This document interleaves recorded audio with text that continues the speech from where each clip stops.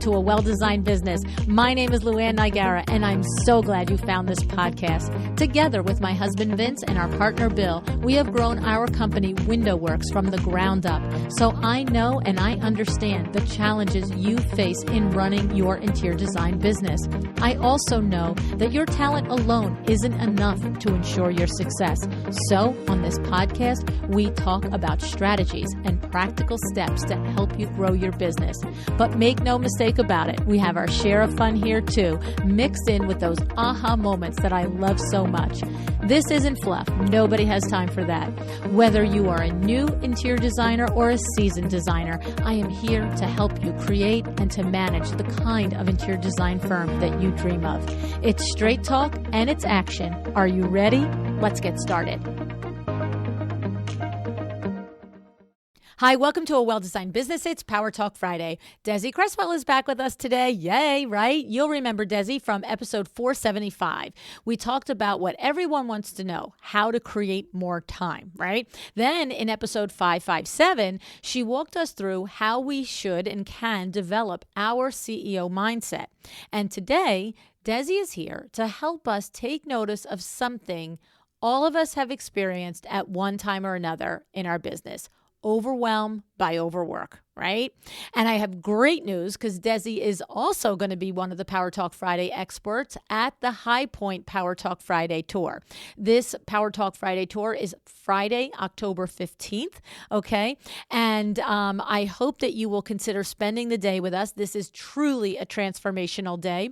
And if you are interested in information and registration, go to powertalkfriday.com. All right, now I'm excited to share with you what this powerhouse lady and one of the co-authors of the Power Talk Friday Experts Volume 2 has to say about how to recognize the signs of overwhelm, what to adjust, and what we have found has already snuck into our lives. She helps us uncover this, okay? So here we go.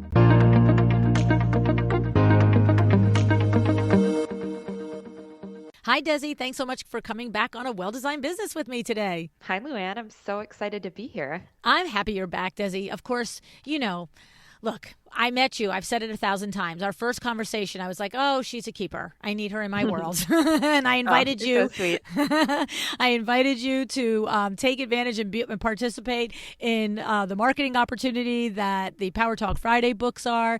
And of course, you were part of that. And I've learned since then that my initial first gut reaction to that conversation has been borne out with every time that I interact with you and see you do what you do. I just love how you help us as entrepreneurs. I'm going to say, like, there's actual work that you do, like you're understanding your CEO mindset and, getting out from under overwhelm. But, I sort of just say, you just make us say, come on, look in the mirror, sweetie. Like, why don't you just face what you're really doing? That's what I feel like. Yes, there's definitely a lot of practical tools that I offer my clients, but it is all coming through the mindset lens, because if we don't address that, the actions that we take to solve for the other issues are going to be so much less effective. It's the truth. It's the truth. You've heard me on the show 1,000 times tell the story about your what you said. Well, Luann, that sounds like what I would say to my kids. I need to tell you what I say to my kids. I was like, what? And you're like, you're not always going to do things that you like to do every day, but you still have to do them. So about 20 times a week, I hear Desi say, Luann, you don't have to like it, but you do have to do it. Oh, I love that. I need to have a bobblehead made for you or something with a quote. And then I just also, listen, we're going to put in the show notes the other episodes you're on, but I just love the lessons because they've just hit me so between the eyes, and all these years later, they stick with me.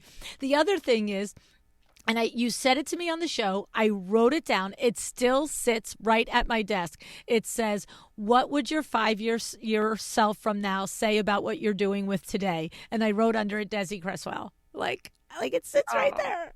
That means so much, Luann. I love to hear that. Thank you. Because, sometimes people just say stuff that just hits you between the eyes and you're like, okay. So I love it. And so today, Desi, we're going to talk about the signs of overworking. And I have to say, when, you suggested this topic to me, knowing all the different topics that you're capable of helping us as entrepreneurs, take apart in our lives. And as I said, really look in the mirror.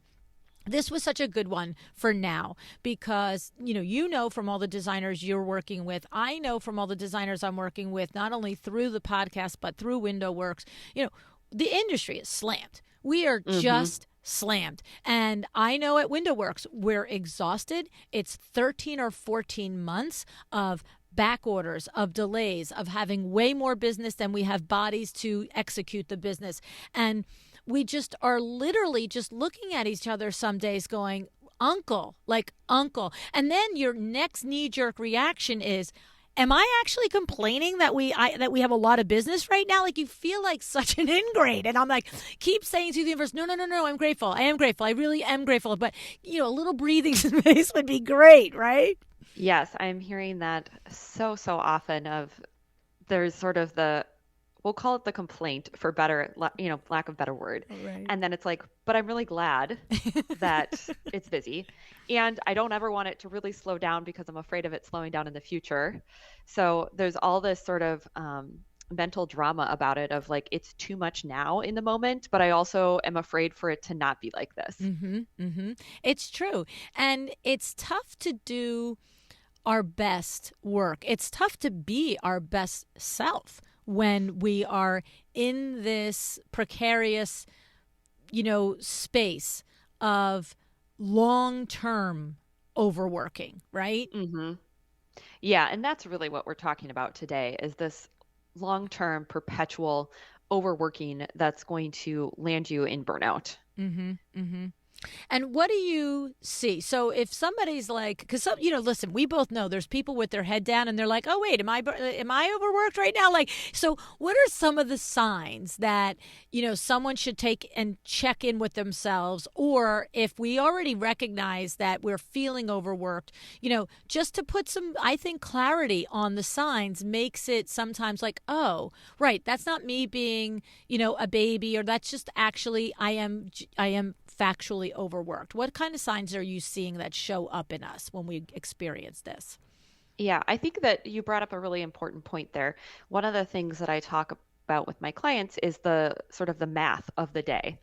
And I think we've maybe even talked about this on previous podcasts. And so sometimes there is that your load, meaning the amount of work you have, is actually exceeding your limits, which is what you're capable of actually doing in a day. And sometimes there's all of the overwhelm and indulgent emotions that we talk about a lot in my coaching programs that are contributing to the stress of the overworking. So I do think it's important to sort of sort that out. And then if you realize, yes, I am just trying to do more than humanly possible, we can start to look at some of the signs of overworking. And one of the reasons I really wanted to talk about this topic was because I have noticed it being sort of a cyclical thing with my clients and even in myself a little bit. I was reflecting back to when I was an interior designer myself and when I was overworking. And there was just so many ways that I was trying to do all the things, wear all the hats. I was starting and stopping, going all in on my business, feeling like it was too much, then pulling out. And recently I noticed that I had taken on a little too much.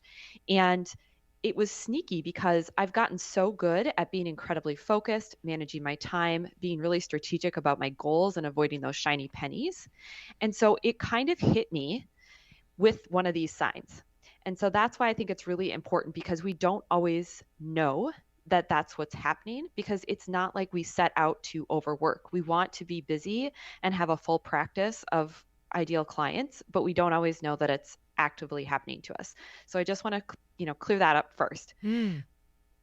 Now, some of the signs that I notice a lot in clients are buffering, which is really where you're using something external to avoid a negative emotion. So checking behaviors tend to really spike, such as checking your email, checking Instagram. And we're really seeing a lot of clients kind of going for those artificial pleasures instead of the natural pleasures. And so these are things like the food, drink, social media, or even just doing productive procrastination, where you're doing things, but it's not really in alignment with the results that you want to create in your business. And that's because your brain's just kind of fried and it's looking for an escape. So I'd say that's number one. I think the other one that I hear so much is daydreaming about quitting your business or going and working for someone else. Yep. Oh, yeah.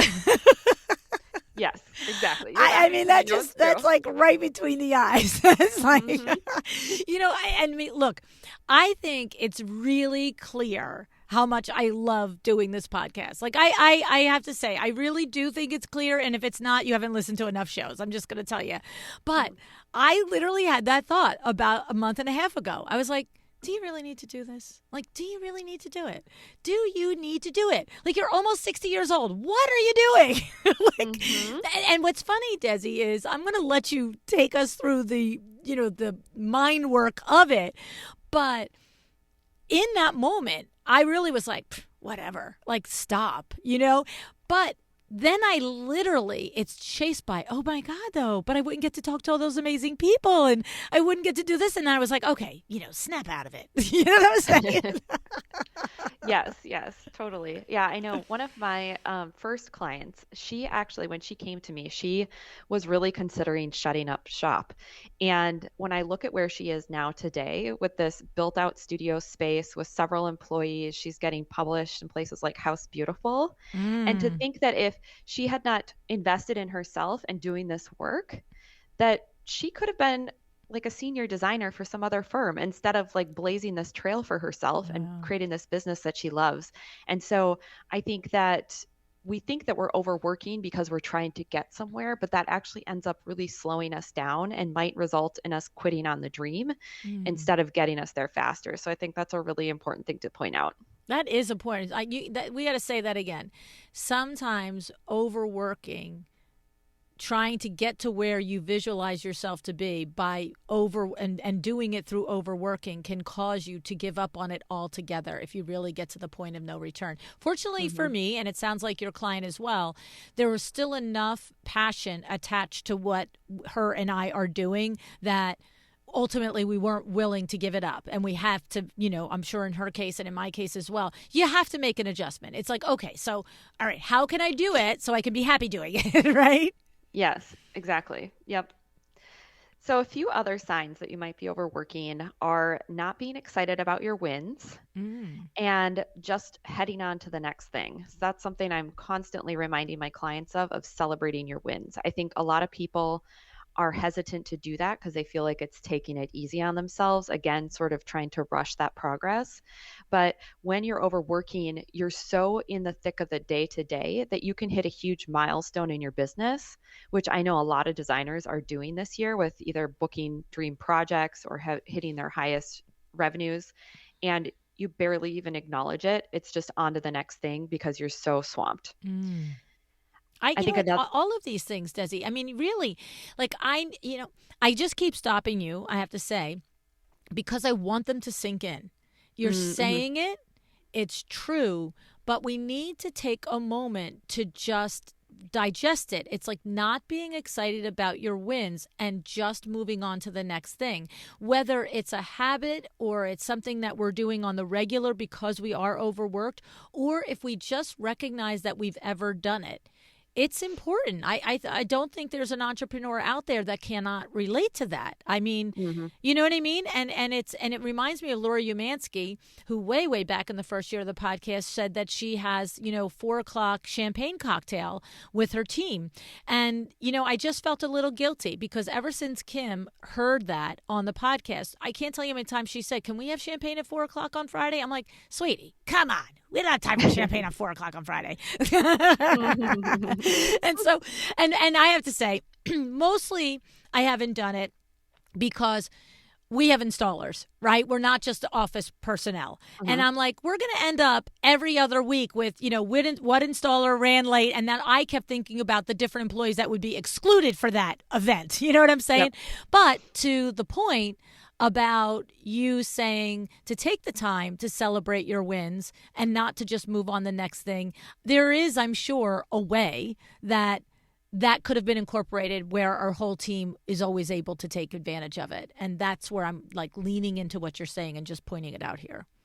Yeah, and I think that it doesn't have to be any major production. Mm-hmm. It can be something as simple as thanking yourself for showing up in the way that you wanted to show up today, or saying, I'm really proud of myself because of this. It Mm. doesn't have to be a huge ordeal or a time consuming thing, but it's more about the acknowledgement of what you're doing and celebrating that. That's really the spirit of celebration that I'm talking about, even more so than saying we're going to take a big boating lunch or something like that, which would be totally fun too.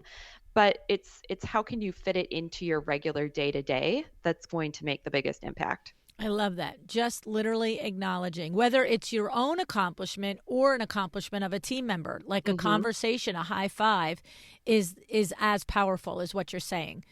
Absolutely. Love Hmm. it. Love it. Love it. Love it. Okay. What are other signs, Desi, that we're losing our mind?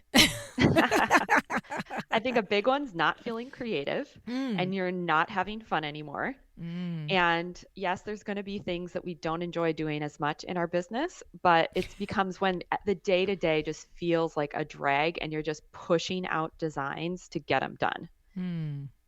That seems particularly sad, I have to say, Hmm. right? Because, I don't know that I've ever met a single interior designer that said to me, I became an interior designer because I wanted to make money. Right? Exactly. Hmm. Right? They Yep. can't. I've literally, if there's someone out there that said, no, no, no, I objectively picked this because I thought it was going to be a great paycheck, I'd like to meet you and we'll talk on the show. Right? But the Hmm. rest of, mostly it's because it is something that you're driven to do to create something beautiful. And if you get to a point in your journey as an entrepreneur, as an interior designer, and you're just cranking it out and you're not feeling the joy in it anymore, that's a particularly sad place to be. Yeah, it's one of the top things that I hear from clients when they come to work with me, whether it's in a group setting or private setting, is that they're just not having fun anymore. And I hear Mm. the line, I got into this business because I love it. And now we're back at the point where we want to quit it. So, yeah, I think that bringing the fun back in is so important and can be so motivating when we're in a industry where there's certainly like hiccups that come up along and there's things that we have to navigate with client relationships, and so we need to make sure that there's some joy there too Hmm. to offset some of the challenges. And I want to just make another observation on that.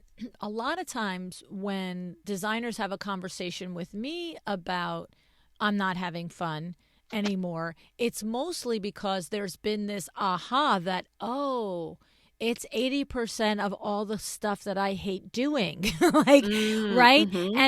And that is a real thing, is being just a tiny bit naive enough to think that when you go from possibly working for somebody else, it's the total myth, Michael Gerber, right? It's like Mm-hmm. when you're the technician in someone else's business, you are creating designs all day long. You're that junior or that senior. But when you go to be your own principal, now you have 20% design and 80% running the business. But that's a different dissatisfaction. That's a different not having fun anymore. That's an awareness and an aha-ness of coming to a maturity of understanding this is my responsibility as a business owner to do this stuff. You're talking about a different thing where you actually are, understaffed, over pipelined, whatever it is, and you understand that it's 80-20, but the 20 even that you're doing is not fulfilling you any longer. Yes. Oh, I'm Right. so glad you brought up that distinction. Very, very important. Good, Yes. good, good, good. Okay. And even with, let me just add a little thing to that, with that portion of the business that you just simply don't care for, we obviously want to be looking for ways that we can delegate, outsource, automate things that you don't care for. But then when there are things that you need to do that you don't particularly enjoy, I love the question, how can I make this fun? Mm. And your brain's going to start looking for answers. And just to give a small example of that, sometimes when I'm doing tasks, such as this especially comes up with our rental property business that my husband and I own jointly, is doing some of the financials of it that I have to review. But I always put on some fun music when I do it because that just makes it more fun.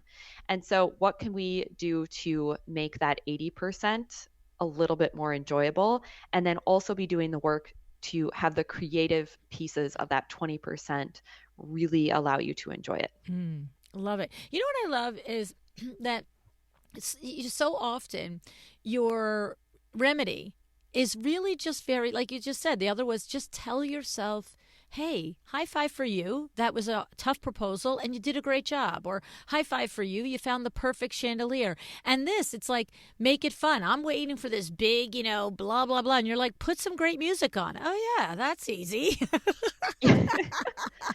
Yes, yes. And I think so many of us have this very like extreme black and white thinking. I think that's the nature of the human brain. And we got to find the gray zone of like, how can we make this work for me? And I think that's so much of the work that I do with my clients is we're not going to put something in place that feels totally out of reach and out of touch with what you want to do, what's available to you in this current moment or season of life, right? We Mhm. have to look at how can we simplify and get the bang for the buck Mm, essentially. mm. And you know what's funny because I feel like whether I won't place who I learned this from, but it might have been Gretchen Rubin in her book about habits. Yeah, I love And her. right. And Mhm. I remember her saying, attach a positive thing to something that you have to do that you don't necessarily like to do. So maybe, you do every Monday, Wednesday, Friday, you have to get up and you have to look at your books, and that's not the most fun thing to do, but you also do a 25-minute walk before you do that. Like, it's a non-negotiable. Like, you love to go for a walk in nature, and you get to do it when you've completed your books, or you get to do it right before you do your books, whereas the next day you might intend to do it, but it's not a non-negotiable. So if it doesn't happen, you know what I'm saying? Like, attach a positive with something so your reward is built into the activity. Have you heard Mhm. about that sort of mechanism for getting through things that we don't really like to do? Yeah, I love that. I love Gretchen Rubin. And I think that, yeah, the more that we can make what we're doing on an everyday basis enjoyable, the better. And, whether it is simple things like, I don't know, I have a coffee cup that I love to drink my coffee out of. And pulling that out in the morning and pouring the first cup of hot coffee and drinking that at my desk. I love it. So the simple pleasures and that kind of goes back to the buffering piece of like what are the natural pleasures that you can bring into your everyday that's going to just, elevate everything. Yeah, very good. Well, you know what? And it's true because when you say, your coffee mug and the pleasure of making the coffee cup, you know, whatever it is, right, that rocks your boat. That if it's, setting a table with, real napkins and a napkin holder and all the stuff, what makes you happy, right? Just incorporate it in, and there are little wins along the way, right? Yeah, absolutely. I mean, another one is every day around lunchtime, I take my dog for a walk and we listen to a podcast. Mm. That's a real highlight of my day. And it gets me up, it gets me moving, it gets my brain refreshed. So it doesn't have to be complicated. I Mm-hmm. love to simplify. I know. I love that about you. I love that about you. It's so good because it's like you said, it's not the remedies and the action plans that you suggest are not, oh, well, I could never do that. I don't have enough Yeah. money for that, or, I need, 16 of these in order to do that. So good for you. Good for you. Yeah, and I think often we're just, especially when we're in a period of overworking and headed towards burnout, we're just so in it that we need someone who's on the outside to really reflect back what's happening for you and understand what your priorities are and what your desires are to pull out what those simple solutions are because it's often too hard to see them when we're just so in it. Mm-hmm. Mm-hmm. And then another thing, it's funny. Another thing that I notice personally, I'm curious if you notice it in your clients, is I I even said this. So I was on a podcast with Jamie Masters, the eventual millionaire, and she was like, "Well, what do you do when you're completely overwhelmed, overworked, or whatever? How do you know?" And I said, "Well, for me, I know because the tiniest little thing." I will literally be like, "You have got to be kidding me on that!" like, like, Hmm. like if I will be walking into my car, and of course, because I'm in that mode of I'm no time and I'm overworked and I'm overwhelmed, I might have 4 bags that I've got to bring to the car. But no, I got to do them all in one trip because I'm so busy, and I can't Hmm. take a second trip. But then what happens is I go to open up the car and one bag drops and then another bag drops. And then I'm sitting there and I'm like literally on fire. And I Yep. now am old enough to know that I literally in that moment go, okay, take a breath. You dropped a bag. You dropped a bag because you're being a numbnuts here. You dropped a bag because you thought you didn't have 5 minutes to take a second trip, and now you're going to take 15 minutes to pick this crap up. Yes. Oh, you're so onto yourself. Yeah. I mean, but that's it. And it's like almost like I'm outside looking in, and I'm like, oh, there you go. I'm down crazy lane. Come on back, lady. Come on back. Right. Mm-hmm. Absolutely. Yeah. Right. It's that disproportionate reaction to a normal thing. Right. Yep. And that is definitely one of the signs of overworking. I notice it in my clients and in myself too, when it's like, okay, my day has been a little too full of live calls. And so I'm feeling a little fried, and I see some peanut butter in the living room and I can't handle it. Like, how did Wait, the there peanut are butter... children that live here and they're not perfect? Deal breaker. Exactly. But that's what it is. It's like your brain goes ding. Yep. Mm-hmm. It's got to have something to fire off at. That's it. And the next day you'd be like, oh, let me get that peanut butter. Sweetie was eating healthy food. Yay. Yep, exactly. Oh, my God. So the thing is, now it happens to us and it can sneak up on us, as you mentioned, but talk about that. Like, so these are like, boom, okay, you're right between the eyes. You're on a rant for no reason, or, you're really unhappy and you even design isn't making you happy anymore. But what do we got to do so that we don't get into this situation, right? Yeah. So I think so much of this starts with the awareness, right? So like you're noticing a certain signal, which is like this bodily response of maybe a little bit of anger or that strong reaction to something. And so we want to be aware of when this is gradually happening. Oftentimes or I'd say 99% of the time, when people come to me to work with me, they're already in this place of overworking. And we recalibrate and bring them back to really where they want to be, in a place that honors what they want personally and professionally. And then it really becomes this process of watching for the signs that we just covered. And then also we have to look at the thoughts that are driving the actions that lead to the overworking. And this is really where the mindset piece comes in, because we can do all the structural work around setting your ideal day and your calendar and blocking so that you're being super efficient with your time. But if we're not on to the belief systems that are really at the root cause of the external symptom, we could call it, of the overworking, we're going to have a really hard time making sustainable change. And one of the biggest things that I see is, like I said, just lack of paying attention. We're setting the course, but then there's this snowball effect that starts to take place. It becomes, oh, well, that's a really great project. I'd love to have it because it'd be good for XYZ. Or I better take this now because there might not be another project later. And pretty soon you're starting to say yes to a lot of things. And maybe they're little things even, but they really start to add up. So I think that's one of the big things is, what are you saying yes to and what are you saying no to? And really getting honest with yourself with what that yes is a commitment to. I think that we so often say yes to something without fully breaking down what the project is or the commitment is and what all that's going to require of us. And we end up in these positions where we're completely rushed and overbooked. I have to say, I think that is universally, for any entrepreneur, one of the hardest things to grapple with is what to say yes to and what to say no to. Because saying yes to everything doesn't serve us. But we're running businesses, and either we have our own salary that we've got to cover, and whatever expenses are attached, even if we are a solo entrepreneur, or, especially when we have other eyeballs that are like, hey, I need to pay my rent. Did you give me my check? Right. But it is, I think, in your work, Desi, you say that most of the designers, by the time they come to you, they're already knee deep into this overwhelm and this overworked mindset and hamster wheel. Mm-hmm.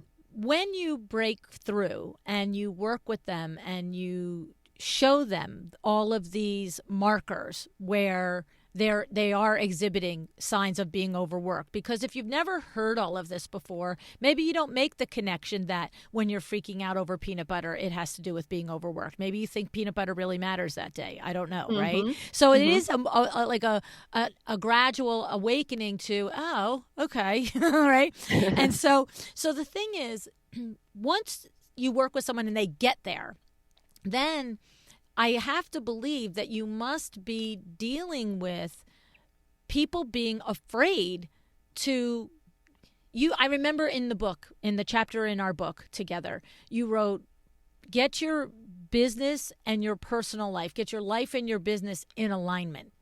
And I think that that's what's hard. In other words, in my life, I want it to be easy breezy. I want it to be super cool. I want it to be relaxed. I want to go to dinner every single night at 5:30, and I want to get to bed at 10 o'clock every night, and I want to exercise every morning. And then my business is like, yeah, right, lady, stop with that nonsense, right? But it is having that, getting it aligned, but then doing it, I think, Desi, it's, well, if I really pull back, is it going to be okay? I know you've coached people through to the other side of it.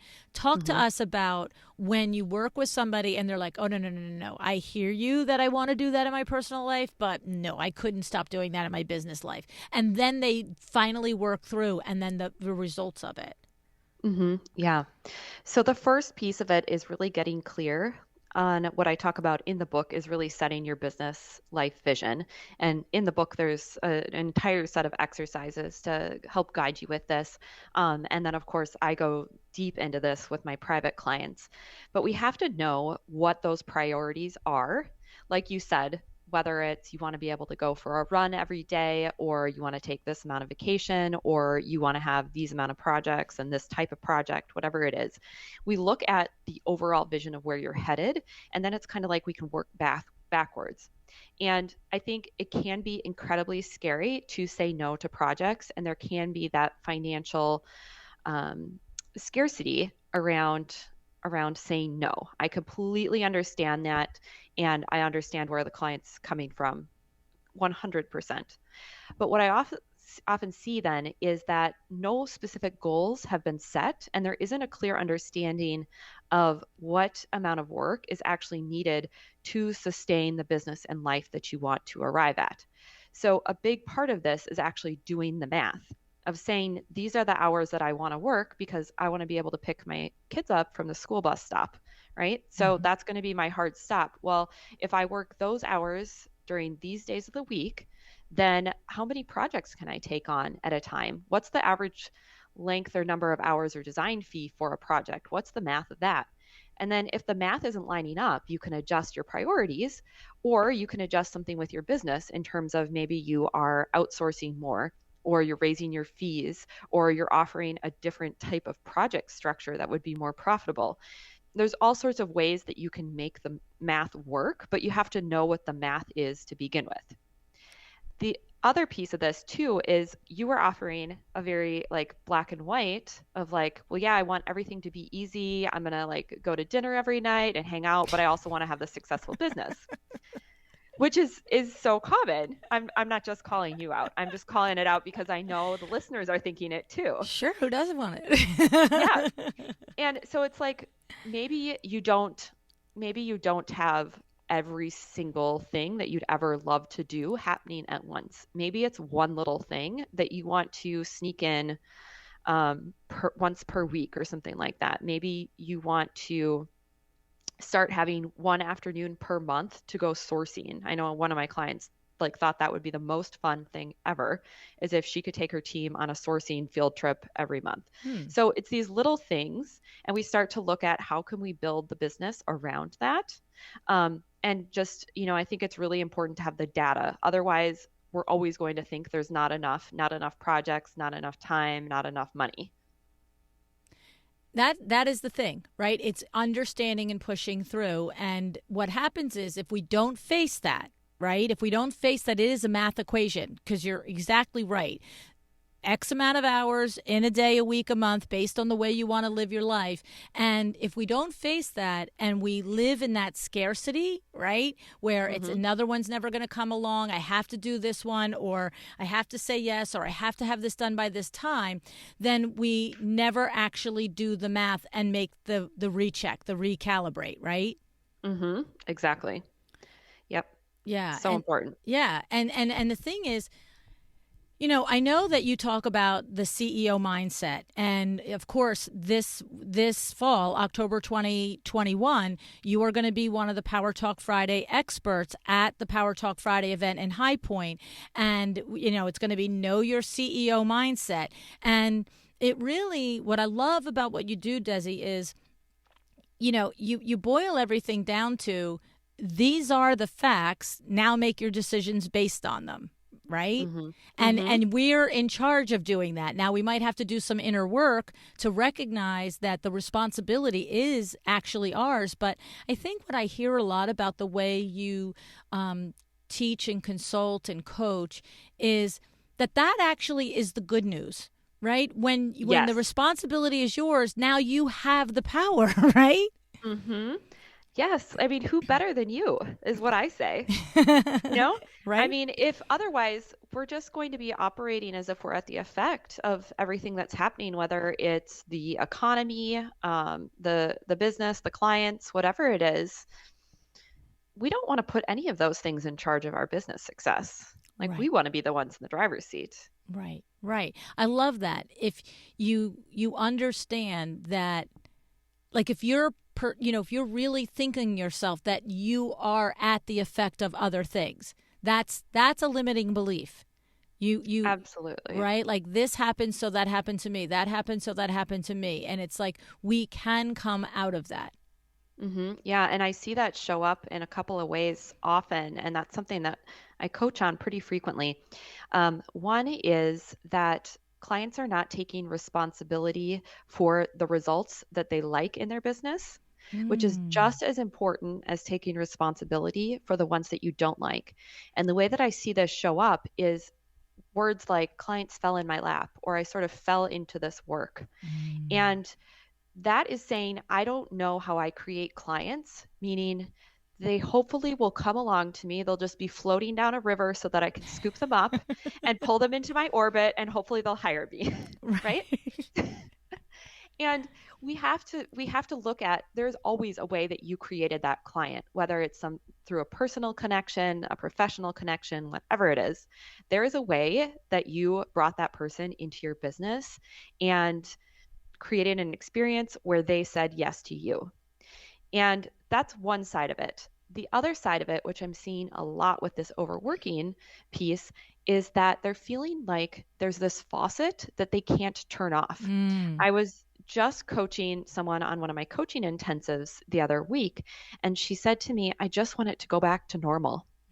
And we talked about what normal was for her, and a big piece of it was a normal, steady amount of work that she had before. And what became so clear was that she had forgotten that she's the CEO of her business. She had made double what she had made the previous year, totally blew past her goal, did not need to make a cent more. And it became clear that she decided, wait, I don't have to take on any more projects this year. Right. I could actually take a vacation with my family at the end of the year if I wanted to. Right? But we forget, and that's really where that taking responsibility for the things you like and the things you don't like in your business is so powerful. I love that. It's so true. But, I can, look, you can relate to being sucked into it, as you said above. It's sometimes you don't even realize you're doing it. And to that exact point, like, there is a moment where objectively, are all the bills paid? Did I surpass my expectations? Have I made enough money this year? And one designer in that exact moment might say, no. I want to put the pedal to the metal, and I want to actually see how far I can take this. And if you have the gas and the mindset to do it, there's nothing wrong with doing that. It's only if you're sitting there feeling overworked, overwhelmed, and not in charge. And then it's like, oh, I am the CEO. I can start to say no to every third project, and I can craft the rest of my 2021 so that I don't work the whole month of December if I don't want to, right? Yeah, and that really comes down to understanding what your reasons are for saying yes or no to a project Mm, and liking your reasons. Because with the example that you gave, someone might be in a position where they can go all in on their business and don't have a lot of other personal commitments and just want to kind of blow their own mind to see what they could mm-hmm. create in the year. Right. They might love that reason, and I am all for that reason if they love it. But if it's coming from a place of there might not be more work, or if I say no, that means so and so down the street is going to get this project, and that's bad for me. Mm. Or I see everyone being so busy on Instagram, I feel like I'm not doing enough because I don't look as busy as someone else. Those might be reasons that you're not liking, and you might want to take a look at those. Mm. That's interesting. I've never heard that. And I know that you're saying things from real life examples, but I've never heard somebody worry about if I don't take this project, the other designer in my community or the next community will get that project. That's a Hmm. real thing that people think and worry about. Yeah, I think it is. Yeah, Wow. I've heard it from clients. And I think there's a range of reactions to that, but Mm. it still boils down to the scarcity mindset. Mm. And for some of my clients, they're just fearful of saying no because they don't want the client to be upset with them. And maybe it's not so much that someone else gets the project, but the client might talk about them and word will get around that she's saying no to projects. And then maybe everyone will think that you're not taking on projects indefinitely. I mean, there's all sorts of stories our mind spins, and that's really where the awareness piece continues to come in is we have to take a look at what's the running narrative and what do we want to do with it? Is it even true? So that's a great little thing in there that I would love for you to just give us an actual tactic on. Um, I can see somebody being fearful of if I say no to this and this, then word is going to get out that I'm turning down projects. And then, okay, maybe I need a break in July, but I don't need a break for the whole year, right? Hmm. So, what do you suggest that a designer, say something within the context of business? Hey, the pipeline is really full right now. I would love to consider this project, but if we do, I've got to be able to address it in 3 months or 6 months. Or do you suggest that a designer, say something more that is actually personal? Like, what is the tactic there? Because somebody out there now has got a project on their table, on an opportunity, and they're thinking, you know what? I am too overwhelmed to take this. Like, what do you say, Des? Hmm. Yeah, I think there's a couple of ways that you could go about it, and it'll depend on the person's comfort. But I think one easy thing is to just take a deposit on the project and say we'll be starting around X date. And I like to kind of suggest that people give a range of like maybe October or November, right? And then that gives you some flexibility. So that way, if there's delays with other projects, you're not all of a sudden put in this position where you're got too many things going on at once. So that's a really easy solution is you can start a wait list or get deposits. The other piece of it is you could just say, I can't take your project on now. I could take it on at this point. Let me get back in touch with you when we do that. And that takes a lot of confidence. I'm Mm-hmm. not saying that that's an easy comment to make. So let me just be clear on that. But if you truly believe that the clients that are meant to work with you will wait, or that there will be more that are meant to work with you in the future, this isn't really a problem. It is, the CEO mindset. It's what you always talk about. It's what is the story you're telling yourself in your head. And so if you're telling yourself the story that if I say this, they'll never come back, then that's the story. If you say, if I say this, this is a responsible thing to do. I actually cannot manage the project properly at this point and give it my best. And I'm going to have the faith that they're going to recognize that I'm worth it and come back to me, right? Yeah. And maybe they will, maybe they won't. Mm-hmm. That's the other piece of this is that we have to recognize that we can't control other people. We can show up in integrity with how we want to run our business and show up as the people that we want to be in conversation with someone else. But sometimes clients might be disappointed that you can't help them right now. And that's okay, right? Right, because if taking them is at the sacrifice of your own mental well-being, for crying out loud, what's the point, right? Yes, and I would also argue that you might be exchanging, maybe they're not disappointed in the moment because you're like, sure, I can squeeze you in. They're for sure going to be disappointed at some point during that project process because you're not giving them the attention that they need and deserve. So we have to look at this from a holistic perspective. There's a ripple effect.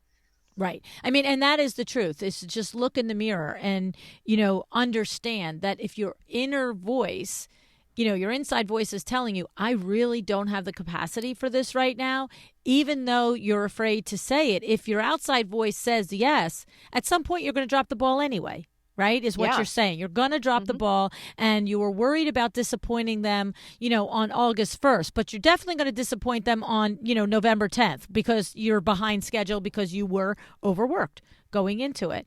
And I want to make sure that we do repeat that. I think you're right to say out loud that it takes a lot of courage to say both things. Hey, let's put a deposit on the books and schedule you for 3 months out, or either or. Say, I can't do it right now, but I would love to do it in October. Can I put a note to call you in October, right? I feel like there's no question it takes a lot of courage to say either. And we have had designers on the show talk about how they are consistently and effectively doing exactly that, taking deposits and in the real time moment, and literally the agreement with the client is that this project won't start for 2 or 3 or 6 months. That is an accepted practice. It might not be something that you have yet to do yourself, but Desi, you didn't just make this up. Lots of designers work this business model, right? Yes, for sure. And I see it work with my clients, and some of them are doing it for the first time, and they are totally scared to do it, but they know that it's what they need to do to be in that alignment. And then they do it, and the client's fine with it, and life goes on. Right, right. I do want to say just one other thing with that. When there are fear-based decisions or fear driving some of the decision-making process, which is essentially what we're talking about here, of like fearing of letting the client go or letting the money go, right? We can always go to worst case scenario in our mind. I find that to be really helpful for people.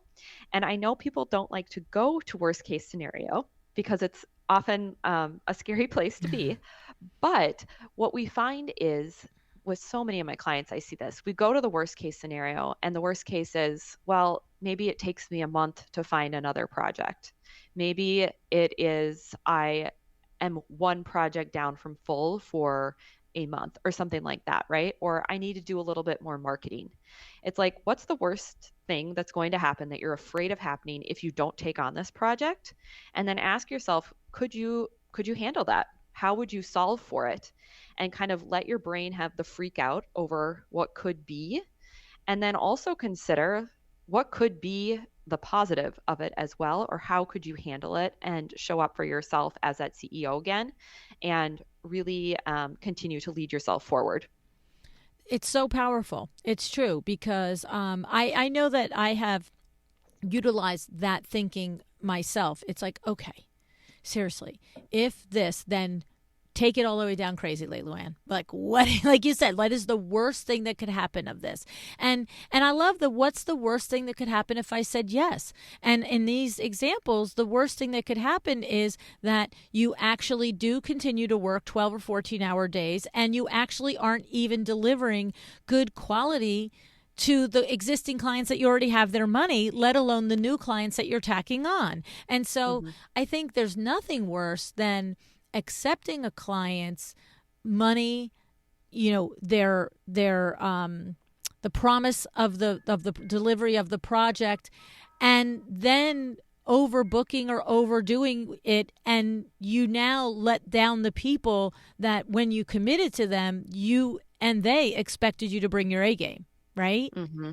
Yes, so true. I mean, I wouldn't want to live with that. That to me, I would rather rip the Band-Aid and tell new person, sorry, not now, than existing person who I'm already, have made that emotional business all the agreements with, on all the levels, and just say, Yep. yeah, I'm really, I took on 50 other things here, so I'm not really going to be as good as I said I was going to be over there.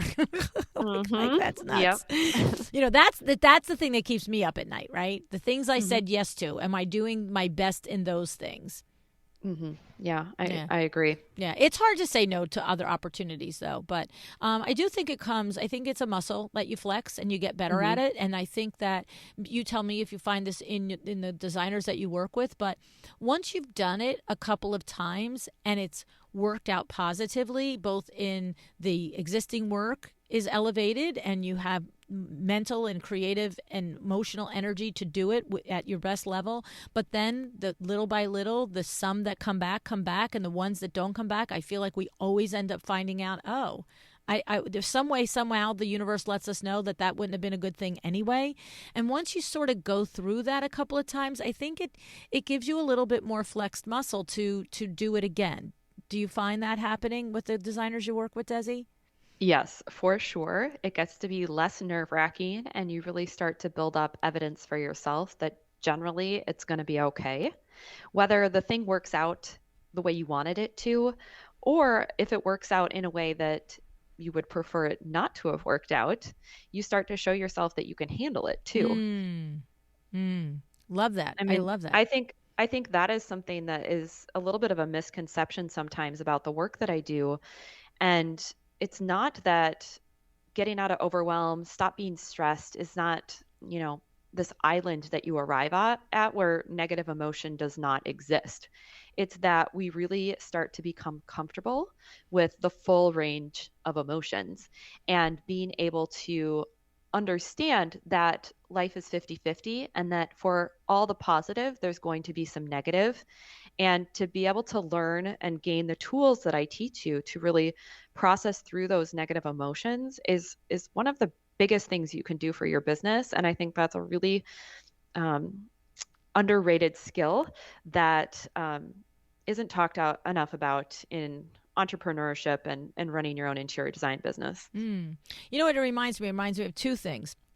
It reminds me how many times you've heard me say on the show, if you don't want to make a mistake or you don't want to have a bad day, then stay home in bed, because the rest of us are out here making it happen, right? So it's like hmm understanding that the good is going to come with the bad. It's going to be there, but it's how you process it, right? And it also reminds me, oddly enough, is we can understand it when we're teaching it to a child, right? Think about when you've had a kid at that 4 or 5 year old level and they don't want to share the toy. They just don't want to. But then 2 minutes later, they want the toy to be shared with them by somebody else, right? It's like understanding sometimes you're going to have to share the toy and sometimes you're going to be the one who wants to have the other person's toy. It's this every day of weaving in and out of, this was amazing, this sort of stunk, but coming back to the things that you teach, which are the CEO mindset and the confidence to ride that back and forth for the joy of being the one to share something when you're a child is amazing, and the joy of being the one that somebody shared something with, and understanding that that little twinge goes away if you focus on the positive of it, right? Yes, for sure. I mean, that's one of the ways that I define confidence is being able to have your own back through any emotion and Mm. knowing that you can handle it. Whether it's because I see it on both sides where people won't allow themselves to feel the full range of the positive emotions, Mm. and that kind of goes back to the thing we were talking about with just celebrating wins. It can feel challenging to feel that excitement or joy because we're afraid it's going to be taken away from us. But we can also have that same fear on the negative side of we don't want to be disappointed. But then that leads to us not taking risks or not pursuing an opportunity we would really love to take advantage of because we don't want to risk the negative emotion. But it's all just really just a vibration in our body that we've created with our thinking. And so when we learn to navigate all the emotions, that's really when you can have that confidence. Love it. And so in the Lou University course that you teach, Desi, Where does this work into that? And if it's these things, great. Is it other things that you go through? Give us a little overview of, because I think that people, all people, underestimate the power and the influence of what you just said there. That confidence is having your own back regardless of the emotion that you're experiencing. It's like you can weather it, through whatever is happening. So walk us through a little bit about what you teach in Lou University. Sure, I'd love to. So it is centered on the emotion of confidence. And I want to make that clear that it's the emotion of confidence. We think that confidence is just this thing that you either have or don't have, that some people were blessed with it and some people just got the like short straw or something, right? And so we're talking about actively cultivating confidence for yourself, which anyone can do.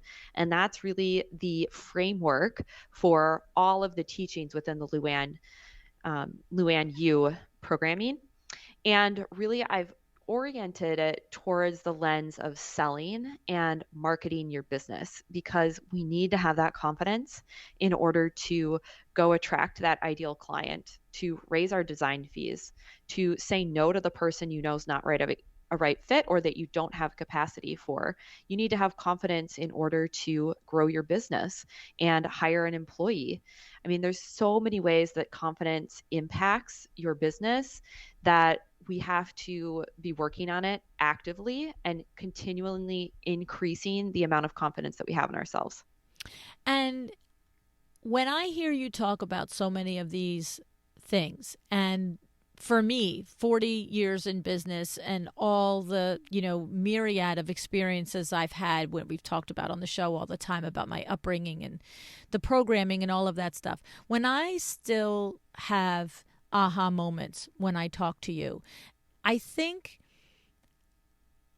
what it is I think the value in working with you, whether it's your one-on-one coaching, which I know is valuable, or if your time, energy, and budget means that it's more effective for you to work within the group of Lou University. I think it's more than, oh, I'm a confident person, I don't need that. Because when I hear you talk, what I like to understand is, oh, that's what that means. Like, when you just said, your definition of confidence is having your own back regardless of the emotion that you're going through. That to me is a powerful statement. And of all the teachings and all the learnings and all the experiences I've had, let alone compared to somebody who's maybe only in business 5, 8, 10 years, right? That's an eye-opening sentence for me. And I'm a person that has confidence, right? But the next time I go through something and I do sail through it, I know, just like I shared with you at the top of the show, those things that you say that come in my mind, I'm going to say that to myself. I'm going to say, oh, this is where you had your own back. And I think that is that consistent, when you can teach somebody to recognize. So one thing is you're teaching designers to cultivate confidence. But I also think there's a lot of power. What I'm hearing and what I'm experiencing in the moment is there's a lot of power in putting words to maybe the confidence you might already possess in some parts of your life, because that will reinforce it in like so maybe I sail through something and I go, oh, there's a Desi moment, Luann. You just handled that, and that's you had your own back. But maybe 2 weeks from now there's another moment where I'm feeling pressured or stressed, and I'll be like, and do you have your own back right now? Like, you see what I just like, literally having an aha lesson moment right now. Yeah, no, and that is part of the curriculum, and I'm offering tools to really integrate this work into your daily life. And so what you're talking about is really kind of filling that tank of evidence for yourself, There you go. where you can draw on it and say, yes, I'm shaking in my boots right now, but I was shaking in my boots last week, and I definitely got through that. I was able to be there for myself, and I know that I can do it again today. And I think you brought up another really good point too, is that whether you've been in business for a year and you're just getting things off the ground, or you've been in business for a long time like you, whenever we're setting out to grow our business, however we define that, whether it's growing a team, growing revenue, getting visibility opportunities that we haven't pitched before, that is going to require us to have a higher level of self confidence than we currently have. What we've Mm. created in the moment is based on the level of confidence that we currently have. And in order to grow and expand, whether that's as a person or in your business, it's going to require you to up that level of confidence. I love it. I love it. I mean, this is the thing. This is what I'm saying. It is not just for somebody who actually actively considers themselves someone with less confidence. That's the aha moment. Mm-hmm. It's literally, even if you consider yourself a confident person, to your point, with each level that you achieve something, to go and do the next thing requires another level of what you just said, that looking at the reservoir and saying, I'm capable of this, keep going, right? Mm-hmm. I love that. I love that, And Desi. I would also just add one other thing is that you can also be working on the skill set of believing in that outcome, whatever your goal is, without the evidence as well. And that's another Mm, thing we talk about in the program is the difference between the two types of confidence, because sometimes we have evidence to draw on mm, and sometimes we don't.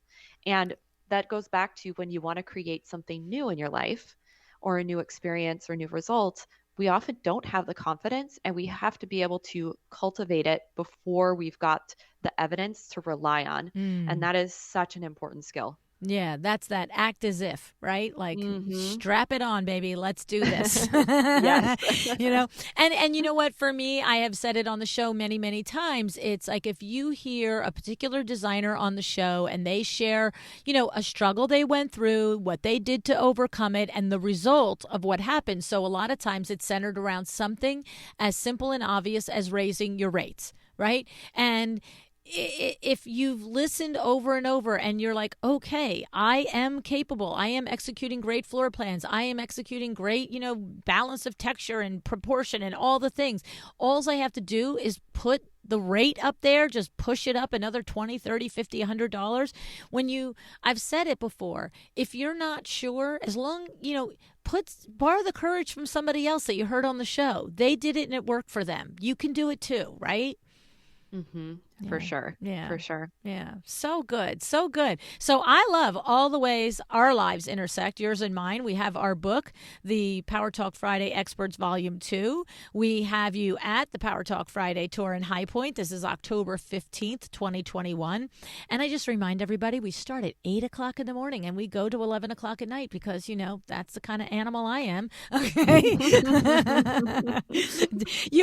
I think you actually texted me a week or so ago and you're like, wait, all one day, 8 to 11? I'm like, yep, Des, it's go big or go home, right? I know. I feel like I'm gonna need to rest up for about a week before I come. Uh, my introverted energy is like I gotta fill my tank real high so I that way know. I've got plenty to run with you so you I don't outrun know. me. I know. I know. You know what? That is a lesson that I've learned from the podcast that, that is something that I always did just process from self, right? From self. Hmm. It's like, okay, I could be as tired and dead as a doorknob. If somebody walks through the door and they say, hi, Luann, I'm like, hi, how are you? What are we doing? Where are we going? And so I have learned that, that is, a certain type of person, not all people. Hmm.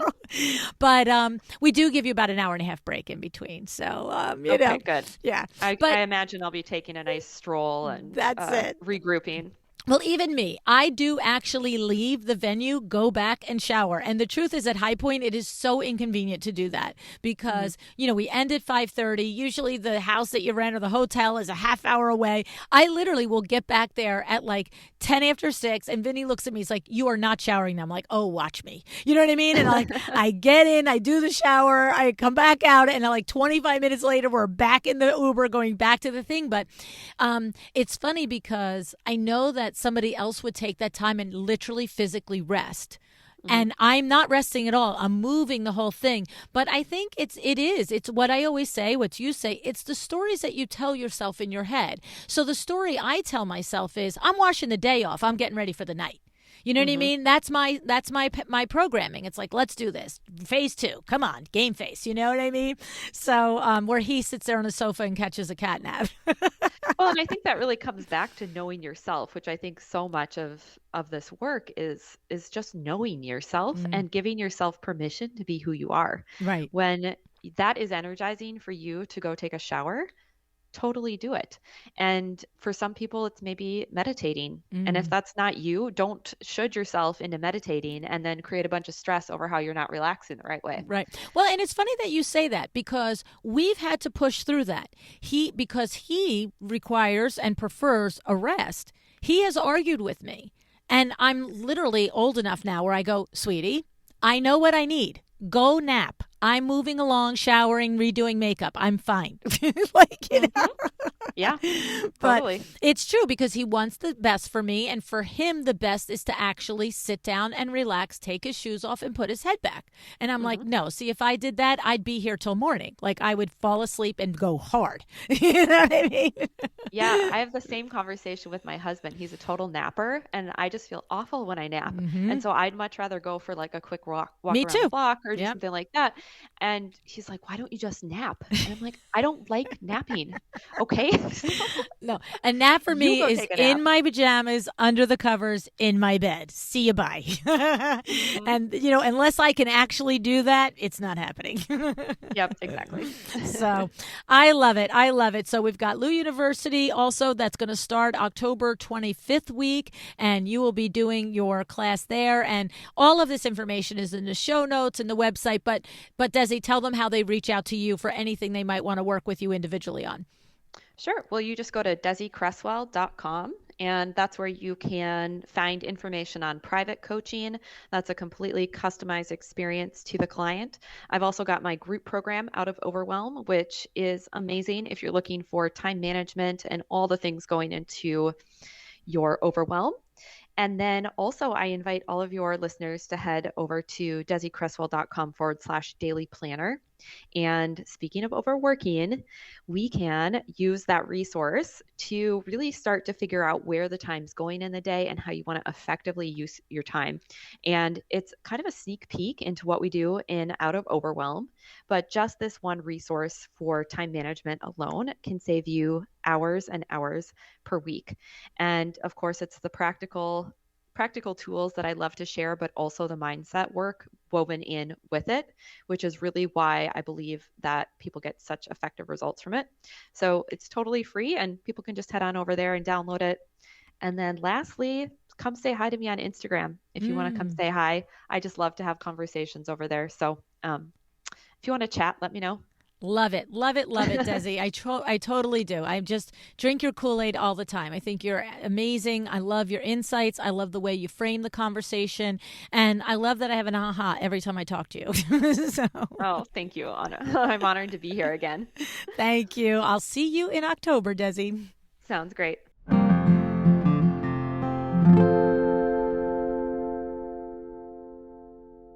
So, what is going on in your head all day, right? Are you constantly telling yourself a story? I know we all do it. We all do it. We all have stories in our head. And the thing is, sometimes these stories serve us, but sometimes they don't. And I love that Desi does work in this area and that she's really good about coaching how to recognize these crazy pants stories we tell ourselves and then how to get us back to the basics of our life vision and reframe those stories and then take our daily activities and align them with what we truly want to create for ourselves, right? Now, none of us sets out to max ourselves out to a point that we're about to crumble, right? Overwork and overwhelm, it creeps in. Most of the time, we don't even see it happening because it happens slowly. We're close to it. We say yes to one thing, then another opportunity, and oh no, we can't say to that, all right? And then before you know it, we've agreed to things we shouldn't have. We've taken on projects or whatever they are that we can't possibly handle with given our current workload. And then, there's those of us that don't like to delegate, that we think we have to be the only ones to do it. And then before you know it, It's got a hold of us, all right? And Desi is saying to start to combat overwhelm by first being aware of what we're doing. It's that simple. Start to watch for the signs of overwhelm. We may notice that we start to do what Desi calls buffering, which is really just using some external thing to avoid experiencing a negative emotion, right? Desi suggests that we start to be aware of how often we check email and social media, or if we're using food or drink, or productive procrastination as an escape from that icky feeling of being overwhelmed. Right? Have you ever found yourself daydreaming about quitting your business? I have. Okay.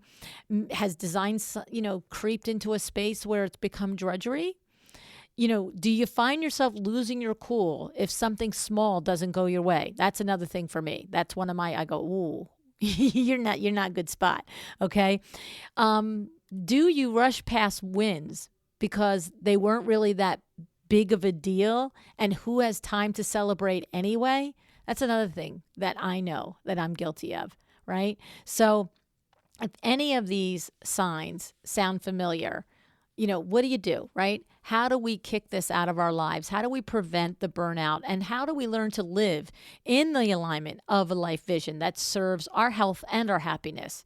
Well, Desi says that in addition to being aware of the signs, that she says to document our day. When we take a close look at everything that's going on, it can be that moment of, well, no wonder I'm overwhelmed, right? So, and I have to say, to help with this, Desi has her interior designers Get It Done daily planner, right? And this is available as a download on her website, okay? This helps you document the day by the half hour. And it also gives lots of helpful prompts to remind us to question our choices and to revisit our priorities with intention, right? Because the path to overwhelm relief, the path to relief of overwhelm, right, is simple. It is to start taking notice, to start really seeing what's going on in our lives and what choices we are making. Now, unfortunately, as we all know well long by now, just because the answer is simple, it doesn't mean the process to fix the simple is easy. Right? It takes work. It always does. I don't care what we're talking about. It's simple. I can give you the simple training plan for a marathon. Is it simple to do? No, ma'am. No, sir. But it's simple. It is, right? So this is what you have to be prepared for. Probably some really tough conversations with yourself. Definitely doing some intentional work-life vision development. All right. And it can be hard, or it may feel impossible, and sometimes it really is hard if we don't have someone to walk us through the process, to point out the blinders that we have on, right? And that's why we're all here. This community is amazing. And maybe it's time for a coach for you. We have so many resources, so many people, Desi herself, Amber de la Garza, oh my goodness, Michelle Williams, Nancy Gans-Calford, do I have to mention them all? Kay Whitaker. I mean, honestly, there are just so many resources, and somebody that we've met along the way is probably the person that could help you get to those stories that you're telling in your head. Okay. And I want to say, you have this opportunity at High Point for Power Talk Friday tour. Okay. I'm going to be there. The Vin Man's going to be there. Desi's going to be there. Eileen Hahn's going to be there. And Rachel Moriarty is going to be there. And this day is from 8 in the morning till 11 at night. All right. October 15th. All right. Now, that may seem a little overwhelming, 8 o'clock in the morning to 11 o'clock at night. It is my nature to go big, okay? And to really, pound on the value. So at the end of anything that you do with me, that you just look and say, yeah, that was worth it. So whether it's Power Talk Friday tour, whether it's taking a Luann University course, whether it's, coming to Luann Live, it is my nature. But the thing is, being there and soaking it in, the key is being able to leave with a plan, okay? Because if we just put the fire hydrant hose on you of all the ideas and all of the information, that would be overwhelming. But we do take the time. The second half of the day is that little small groups, 3-on-1, 1-on-1, 2-on-1. And there's plenty of time during the day to grab any one of us individually for a private conversation. And that's the difference. So it's a big, big day with lots of opportunity and lots of information, but with that opportunity to be able to come away from the day with not just information, but with at least a framework for how you're going to put it into action. And then, of course, I have been not mentioning this, but this is part of it. For every person that attends Power Talk Friday tour, you get it's included in the ticket price, a 45-minute follow-up call with each of the Power Talk Friday experts. So that's 5 45-minute follow-up calls. One with me, one with Vinny, one with Eileen, one with Rachel, and one with Desi. So we're going to help you by the time you leave that day with some direction, but you can check in with us. All 5, think 5 hours of coaching right there, so that you can say 1 week, 2 weeks, 3 weeks, 2 months later, this is what I've started to put into action. I'm losing some gas, or I'm losing my clarity on, what my path was to be. Can you help me? So, yeah, on one hand, my events kind of contribute to the overwhelm. On the other hand, I do every single thing I can to help create that path through it, whether it's bringing somebody like Desi in this format to you or in the events. Okay. So if you're interested, go to powertalkfriday.com and you can see more information. And of course, I highly recommend that you download Desi's Interior Designers Get It Done Planner. Okay. The link will be in the show notes. All right. Thank you. Thank you. Revel Woods, also thank you to you. They are sponsoring us at High Point, along with the Power Talk Friday tour is also sponsored by the Interior Design Society. So huge shout out to our sponsors. If you are unfamiliar with either of these organizations, please check the show notes for the links and go see how they can help support you and your business as well. All right. Thank you for joining me today. Decide to be excellent. Thank you so much for joining me again today. This podcast is a production of WindowWorks, your resource for custom window treatments and awnings. To learn how we can help you on your next interior design project, go to www.windowworks-nj.com.